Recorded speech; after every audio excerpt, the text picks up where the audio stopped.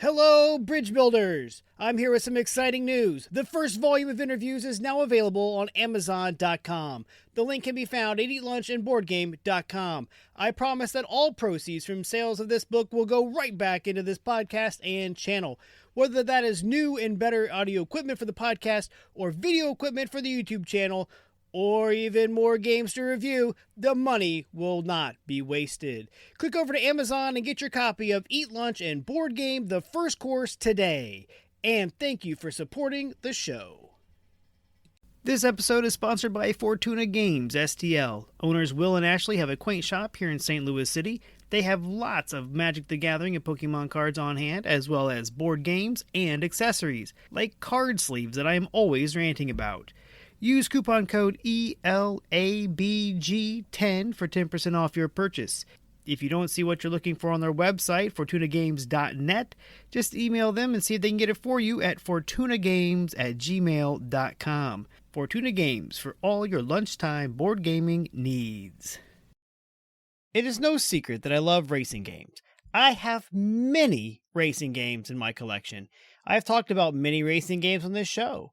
I just love them. Whether I'm racing cars, postal vehicles, boats, bikes, chariots, or even camels, I am drawn to a racing game like a moth to the flame. While perusing the used game section at the local half-price books, I saw Asger Harding Granerud's cycling racing game, Flamme Rouge. The son and I have wanted this game for some time. It goes in and out of production, so I took the opportunity to purchase it when I could. In Flamme Rouge, you are a team of cyclists trying to strategically and tactically maneuver your riders to victory, playing cards from an ever-depleting deck. Can you outrace your opponents?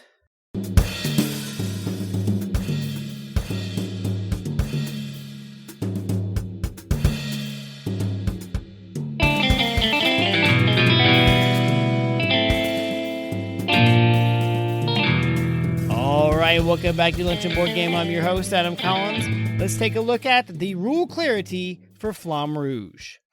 The rule book is more like a rule pamphlet. It is one sheet folded in half. Now, it is the full 15-inch square of the box, but still only 4 pages. But to be honest, the rules are so clear, I don't even know why it took so many pages to get them all out there. There are a lot of examples in the rules. But really, the rules are very short, sweet, and to the point.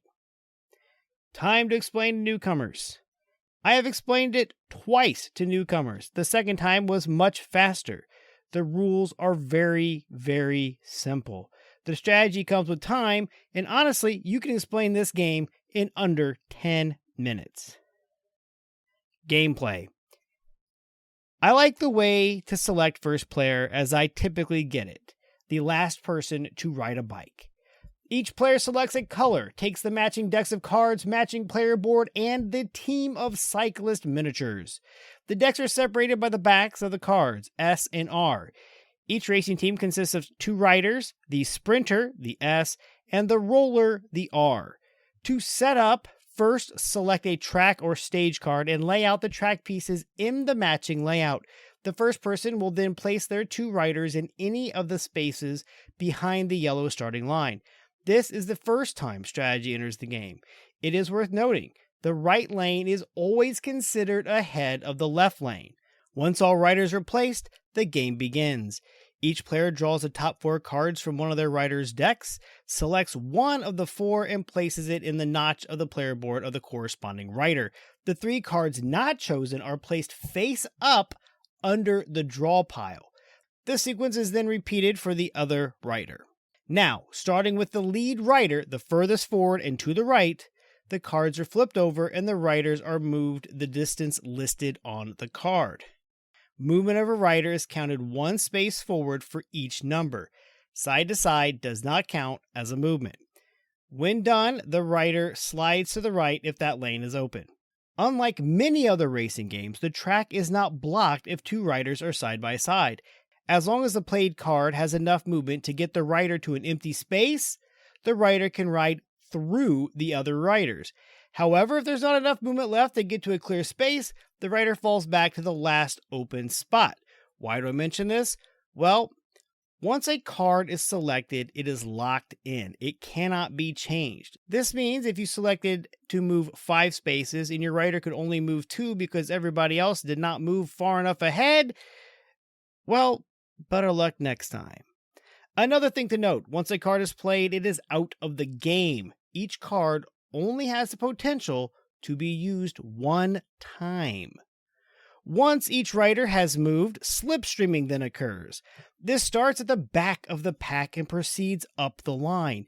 If a rider has one and only one empty space in front of them, the pack moves up against the next pack. Then it is evaluated for that pack. Then next, and so on and so on. This means that a rider can move up more than one time. There is one clarification though.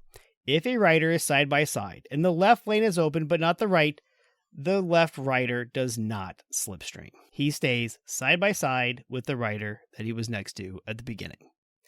Now that all the slipstreaming is done, the last phase happens. If a rider has an empty space in front of them, the owner of that rider takes a corresponding exhaustion card and places it face up on the bottom of the draw pile for that biker. Then, the whole process is repeated. Draw 4, play 1, discard 3. If at any time more cards are needed than are available, simply shuffle the discards, flip them back over, and fill your hand to 4. Remember though, any card played is out of the game and not to be reshuffled into the deck. Things to know about the different riders. The Sprinter deck contains numbers 2 through 9, and the Roller deck contains 2 through 7. This is important to know because you must choose your cards carefully. For the first few games, I would advise going through the deck and getting yourself familiar with how many of each card and getting that spread in your mind. As the game progresses, you try to use your lower numbered cards and higher numbered cards at precisely the right moments. When are those moments? Well, that is what makes this game so great. It changes from game to game, from round to round even. You try to waste your low numbers when you think you will get a few slipstreams. You bank your high number cards for the end and try to break away from the pack to win. However, if everybody else has done that, you may not break away far enough. Or there may be too much of a traffic jam in front of you and your 7 only becomes a 4. The winner is the team that crosses the line the furthest, not just first, beating the player on the right or the first person to reach that distance. However, you might cross the line first, but someone else might go past your rider, crowning them the winner. Each of the track pieces are double-sided and labeled with a letter. The basic side is lowercase, while the flip side might be more advanced, and it is labeled with an uppercase letter. In the base game, the advanced rules are hills. Red spaces are uphill, meaning no matter what value the card played, a value may only move a maximum of 5 spaces. Also, there is no slipstreaming while going up a hill. The blue spaces are downhill and carry a minimum of 5 spaces, no matter the value of the card played, and slipstreaming follows standard rules. This may seem like a minor change, but the hills are very different and offer some amazing new strategy and some amazing new frustration. Replayability. We have played this game in my office already half a dozen times. It is a huge hit. Every game is different. We come in and choose seats to try to be in a better position. Everyone wants to win the trophy and see their team on the top of the podium. The replayability is high with this game, and I look forward to playing it more and collecting the other expansions. Component quality. I have to say, I love the biker minis. I like that both bikers, the sprinters and rollers, have different molds. They are a nice quality plastic. The cards are standard quality and should hold up well. The track pieces are nice thick chipboard and they are double-sided. They are puzzle piece cut so that the track stays together nicely during the game. All in, this is a really nice quality game. Lunchtime potential. I explained it, we played it, we packed it up, all in under an hour. Setting up the stage takes the most time. Then packing away the game correctly so it is easier to play the next time. The game itself moves quickly. It gets a little intense and nerve-wracking toward the end for sure. Artwork. The artwork by O.C. Hakala and Jer Kassanen is great. Each of the teams look different. Each of the track pieces also have great flair on them. They are unique for the most part and easy to understand. The iconography on the flip side is clear and a nice reminder of the rules on the side. The box art also looks beautiful. All in, the artwork heightens the flavor of the game. Expansions. There are 2 currently available on the market, sort of, and a third one to be released, hopefully. Peloton. This expansion adds a 5th and 6th player option, 9 new double-sided track pieces, as well as new ways to play. The new colors are pink and white, and that joins the red, blue, green, and black from the base set. There are 9 new track pieces. They are labeled with numbers, not letters, and they add 3 lane sections, single lane sections, and cobblestones. The new track pieces, as I mentioned, are 3 lanes wide. Other than the starting piece and the breakaway variant, the other 3 lane pieces are referred to as supply zones, and their light blue outline spaces allows for a minimum movement of 4. The breakaway variant piece has a yellow shaded space or spaces. It is a 2-round blind bid. Each player selects a card for a rider from a hand of 4 and places it face down. A new hand of 4 is drawn and a card selected. When all are ready, they are flipped and the rider with the highest combined value breaks away and is placed on the yellow space. In 2 to 4 players, only the highest value, and in 5 to 6, the 2 highest values break away. Any rider not breaking away shuffles all cards back into the deck. The breakaway riders discard the used cards and add 2 exhaustion cards to their deck. This can be strategic as their breakaway riders get a 5-space jump on the pack. So a light bid of 4 or 5 would be a wash and you get a nice lead. A heavy bid or 6 or 7 or even more might come back to bite you in the end. Of course, the early lead would add exhaustion to your deck earlier, but it could get you out of the back of the starting grid. Lots to weigh. It is an interesting decision-making variant. Now, for my favorite new pieces, the cobblestones. These are brutal spaces. While on cobblestones, no slipstreaming occurs. The paths also have horrible choking points of 2 lanes down to 1. You have to be strategic. Do you play high and blow through it? Do you play low and try to count and always try to get through it? I don't know. So far, we haven't really found a great strategy that works every time, and that's also what makes this game so great. Also, part of the expansion, 2 new ways to have AI teams, or dummy teams, as the rulebook calls them. The first option is the eponymous team Peloton. For this team, take any non-used color, but only the roller deck, and add the 2 attack cards. They have the overlapping circles and a 2 in one corner and a 9 in the other. This team is always in the lead spot and directly behind at the start. During gameplay, after all human players have made their moves, the Peloton team goes. Flip the top card of the deck and move both riders that amount. If the attack card comes up, move the front rider 2 and the back rider 9. The Peloton team never takes exhaustion cards and cannot bid for breakaway, and there can only be 1 Peloton team per game, and yes, they can beat you across the line. The other option is Muscle Team. Take both decks of an unused color and add 1 muscle card, the one with a star and 5 on it, into the Sprinter deck. Place the Sprinter in the lead spot of the starting line, followed immediately by the roller. Then, once every human player has flipped over their cards, flip over the top of each deck of the Muscle Team, move as normal. Muscle Team never takes exhaustion, and more than 1 may be used during play. If you're playing with both teams, Team Peloton is placed first. We have used each of them only once, as we typically have 5 human players. We like the AI for some predictable and chaos-causing flips, yet we got more use out of the new track pieces and new stage cards. They just add so much more to the game, and not the chaos of that Team Peloton that just always seems to wreck your plans. Meteo. Let me preface by saying I do not own this, but I have it on 2 different want lists should it ever appear stateside. I cannot, at this time, justify spending $45 to import it. Meteo is French for weather report, and the Meteo expansion adds weather conditions, 5 different ones to be exact. The expansion comes with 13 weather tokens that need to be shuffled and placed face down on the straight pieces of the track after setup. Then flip them over. They will either feature fair weather and nothing happens, there are 9 of these in the deck, or it could feature one of the 4 types of weather conditions. If a different one than fair weather comes up, place its matching standee next to the straight piece that it was on. Here are the 4 different weather conditions. The crosswind does not allow slipstreaming.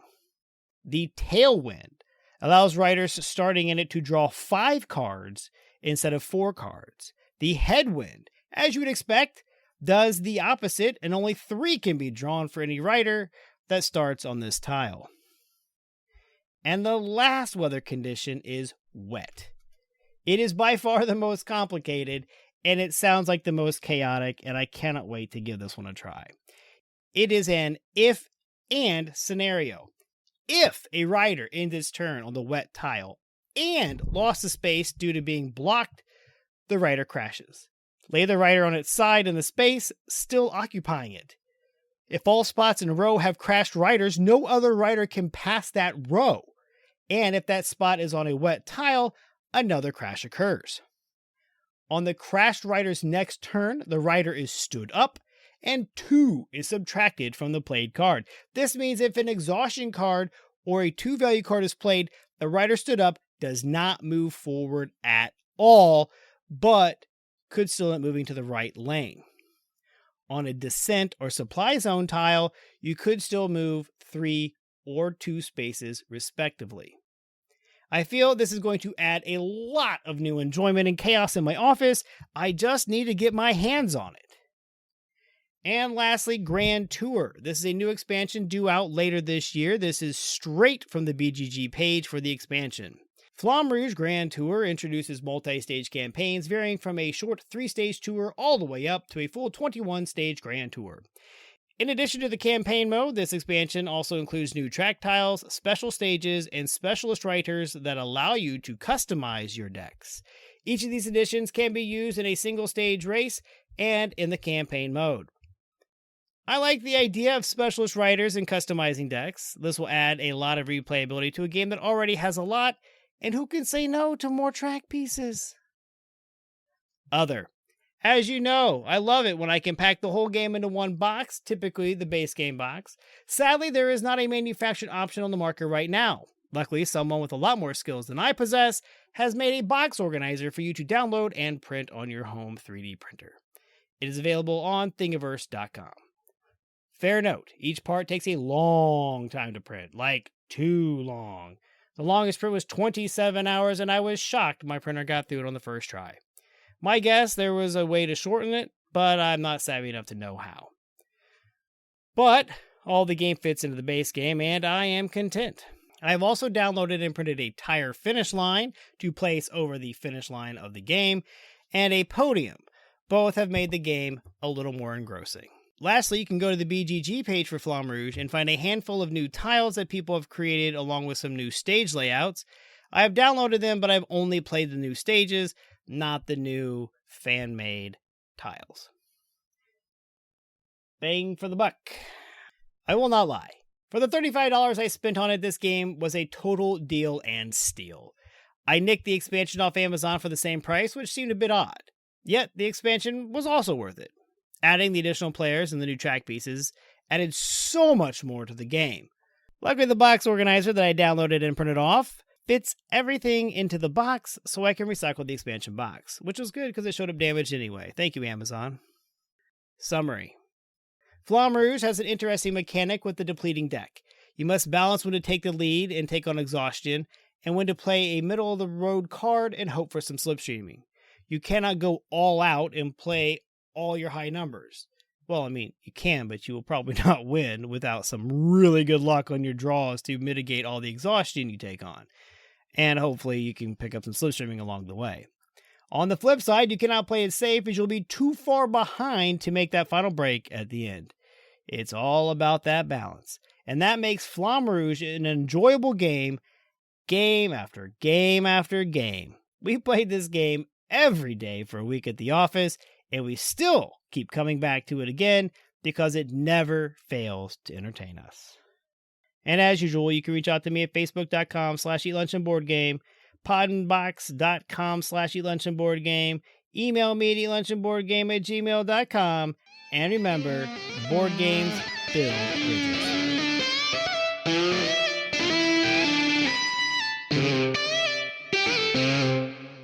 When you're gaming, why not be comfy? Go over to supportplayer.org. Click on the cards, pieces, and dice to get some merch. These t-shirts are some of the most comfortable I have ever worn. That's supportplayer.org, and there's a link on eatlunchandboardgame.com.